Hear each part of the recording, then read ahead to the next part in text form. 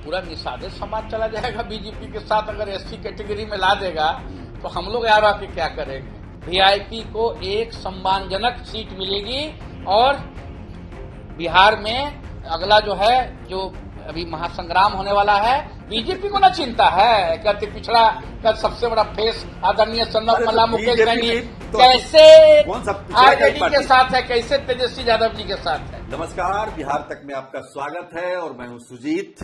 देखिए, बिहार की राजनीति में सबसे ज्यादा चर्चा में जो पार्टी है वो वीआईपी है। मुकेश सहनी है जो उनके उस पार्टी के अध्यक्ष हैं, कि वो क्या करेंगे। कई जगहों पर मीडिया में इस तरह की खबरें आ रही हैं कि महागठबंधन छोड़ के एनडीए में चले जाएंगे। एनडीए में तो पहले थे ही वो। एनडीए में जब थे तो बीजेपी ने उनके 4 विधायक ले लिए और वो लगातार इस बात पर बोलते भी हैं। लेकिन इसके बावजूद हमेशा ये लगा रहता है कि मुकेश सहनी क्या करेंगे। मुकेश सहनी की पार्टी वीआईपी के राष्ट्रीय प्रवक्ता देव ज्योति हमारे साथ स्टूडियो में मौजूद हैं और इन्हीं से सीधा सवाल करते हैं कि भाई, आप पर इतना, आपकी पार्टी पर, आप पर नहीं, पार्टी पर इतना लोग, मतलब क्यों लोगों को संशय रहता है कि आप महागठबंधन में रहिएगा कि एनडीए में चले जाइएगा, क्या बात है। देखिए, संशय जो वर्ड आप बता रहे हैं, तो इंडिया गठबंधन भी जो है हमारी ताकत को पता है और एनडीए को भी आदरणीय हमारे नेता सन्नत मल्ला मुकेश सहनी जी की जो ताकत है, जो वीआईपी पार्टी के संरक्षक है, फाउंडर है, उनकी ताकत जो है एनडीए को भी पता है। 12,000 वोट का ना डिफरेंस था 2020 में, कोई लाखों का तो वोट डिफरेंस नहीं था। हम लोग अगर आदरणीय तेजस्वी यादव जी के साथ, जो हमारे कोऑर्डिनेशन कमेटी के चेयरमैन है, उनके साथ अगर हम लोग डिप्टी सीएम उस दिन अनाउंस हो जाता और हम लोग का सीट जो है मिल जाता और मतलब समझिए अनाउंसमेंट हो जाता और 12,000 वोट का डिफरेंस था, तेजस्वी यादव आराम से उसी समय मुख्यमंत्री बन चुके थे 2020 में और डिप्टी सीएम हमारे आदरणीय नेता सन्नत मल्ला मुकेश सहनी जी। नहीं, जो बात बीत गई उसकी बात छोड़ दीजिए। आज जहां आप हैं, क्या तेजस्वी यादव को वीआईपी पर विश्वास है कि छोड़ के नहीं जाएगा महागठबंधन? विश्वास नहीं रहने की बात कहां से आ रही है। आज वीआईपी ही जो है पहला पार्टी इंडिया गठबंधन का जो है, चीख चीख के हम लोग कहते हैं कि इस राज्य के मुख्यमंत्री आदरणीय तेजस्वी यादव जी होंगे, गरीबों का मसीहा आदरणीय लालू यादव जी का बेटा। आज वीआईपी ही चीख चीख के कह रही है, आरजेडी नहीं कह रही है। नहीं, आरजेडी के तो वो दूसरा आप साथ में ये भी तो जोड़ देते हैं कि हम डिप्टी सीएम होंगे हमारे। एक बताइए, अति पिछड़ा का बेटा जिसका 37% एंड अबाव आबादी है, 37% और वोट जो है हमारे पास है, तक अति पिछड़ा का बेटा जो है डिप्टी सीएम नहीं बन सकता है। अति पिछड़ा का बेटा नहीं बन सकता। अति पिछड़ा का कांग्रेस को समझाइए ना, कांग्रेस तो आपको मुख्यमंत्री का चेहरा भी नहीं बनने दे रही। कांग्रेस तो डिप्टी सीएम का सवाल कहां से आ जाएगा? कांग्रेस पार्टी को पता है, कांग्रेस पार्टी जो है कोऑर्डिनेशन कमेटी के जो चेयरमैन होता है वही मुख्यमंत्री का चेहरा भी होता है और होशियार को इशारा ही काफी है। अनाउंस करने में क्या दिक्कत है? अनाउंस क्या करने पे तेजस्वी यादव मुख्यमंत्री के उम्मीदवार होंगे और अपने जो है मुकेश सहनी जो है डिप्टी सीएम बनेंगे, क्या दिक्कत है? समय आने दीजिए, वो सब हो जाएगा। एक पिछड़ा और अति पिछड़ा का बेटा जो है बिहार में राजनीति में एक नया लकीर खींच चुका है। अच्छा, ये सब ठीक है, आप इतना कह रहे हैं कि हम ही लोग चीख चीख के कह रहे हैं। उस दिन कोऑर्डिनेशन कमेटी की बैठक हुई पटना में और आप लोग दिल्ली में खबर आ रही है कि किससे आप लोग मुलाकात कर रहे हैं। नहीं, बिल्कुल गलत बात इसी है। खबर इसी से न उठी है कि भाई कहीं न कहीं ये बात आई है कि कहीं आप जाकर उधर तो नहीं मिल रही है। ये भारतीय जनता पार्टी का जो है वो विंग चलता है प्रोपोगंडा और उसको अफवाह फैलाने वाला। जैसे गणेश जी को दूध पिलाने के लिए अफवाह होता था, गणेश जी को दूध पिलाया गया देश में, गणेश जी दूध पिए। तो उसी तरह से बीजेपी जो है अफवाह फैलाने वाली पार्टी है और सच्चाई कभी सामने जनता के सामने आने नहीं देती है। जहां पे वहां 7 चैनल में पॉडकास्ट और इंटरव्यू पहले से लाइनअप किया हुआ है 15 दिन पहले से, वहां कार्यक्रम हमारे आदरणीय नेता सन्नत मल्ला मुकेश सहनी जी का वहां पे कार्यक्रम निर्धारित है और वहां कार्यक्रम होना 2 बजे इस चैनल में, 4 बजे उस चैनल में, उस तरह से प्रोग्राम किया हुआ है कि एक दिन पहले इंडियन इस्लामिक कल्चरल सेंटर में बता रहे हैं। वो ठीक है, समझ गया हूँ। उस दिन में आपका सब लाइनअप था, रात में किससे मिले? नहीं, बिल्कुल गलत बात है। आप साथ में थे ना? हम 100% साथ में थे। रात में ऐसा कोई बात नहीं हुई जो भारतीय जनता पार्टी को जो है खुश होना चाहिए कि वीआईपी पार्टी जो है बीजेपी के साथ आने वाली है। आप पूछिए कि भारतीय जनता पार्टी से हम लोग नफरत क्यों करते हैं? क्यों करते हैं? भारतीय जनता पार्टी से हम लोग नफरत इसलिए करते हैं कि भारतीय जनता पार्टी, जिसको शॉर्ट वे में हम लोग ये भी कहते हैं कि बड़का झूठा पार्टी, और ज्यादा गुस्सा, थोड़ा और ज्यादा गुस्सा होते हैं तो बोलते हैं भारत जलाओ पार्टी।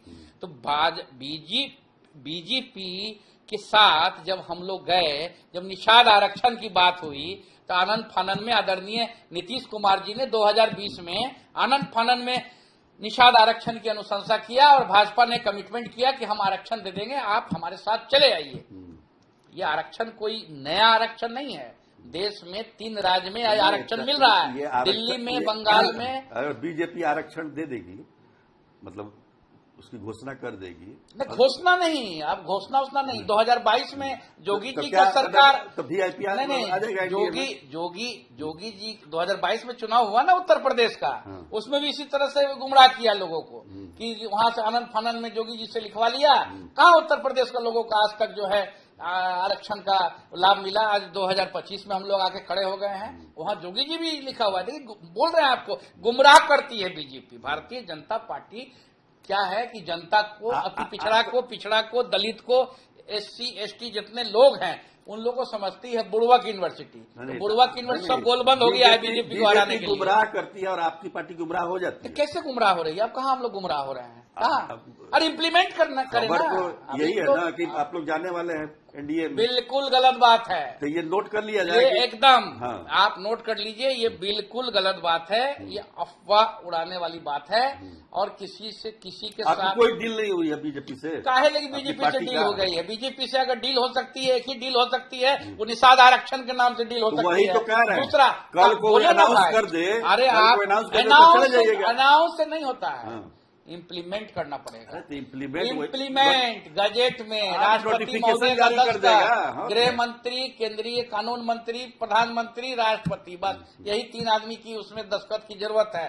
और आदरणीय नीतीश कुमार जी का अनुशंसा किया हुआ चिट्ठी जो है दिल्ली में केंद्र की सरकार के पास पड़ी हुई है। उत्तर प्रदेश में आदरणीय योगी आदित्यनाथ जी का भी अनुशंसा किया हुआ चिट्ठी पड़ा हुआ है और हेमंत सोरेन जी भी अनुशंसा किए हुए हैं। नहीं, ये बात है कि हो गया, मतलब नोटिफिकेशन हो गया तो वीआईपी आ जाएगी एनडीए में। नहीं, तो पूरा निषादित समाज चला जाएगा बीजेपी के साथ। अगर SC कैटेगरी में ला देगा तो हम लोग यार आके क्या करेंगे? साफ बात है। अगर आरक्षण, उसके बाद आरक्षण अगर दे अच्छा, ये बताइए, उधर मांगे आप लोग 60 सीट मिल जाएगा महागठबंधन में? किस पे? फिर ये भी तो बात है, ये भी बीजेपी गुमराह कर रही है। 60 सीट जो है वाल्मीकि नगर में जो कोऑर्डिनेशन कमेटी के हम लोग की जो बैठक हुई थी, उसमें हम लोगों ने आदरणीय नेता मुकेश सैनी जी से, ठीक है, जो कोऑर्डिनेशन कमेटी का हम लोग जो उनको कहे थे वो बात नहीं, सुनिए सर, फिर ये भी तो कहे हैं कि 60 से नीचे में अगर और घटक दल और भी लोग आना चाहता है, बीजेपी को हराना चाहता है, उसके साथ हम लोग कॉम्प्रोमाइज भी करेंगे। पूरी बात बोलिए।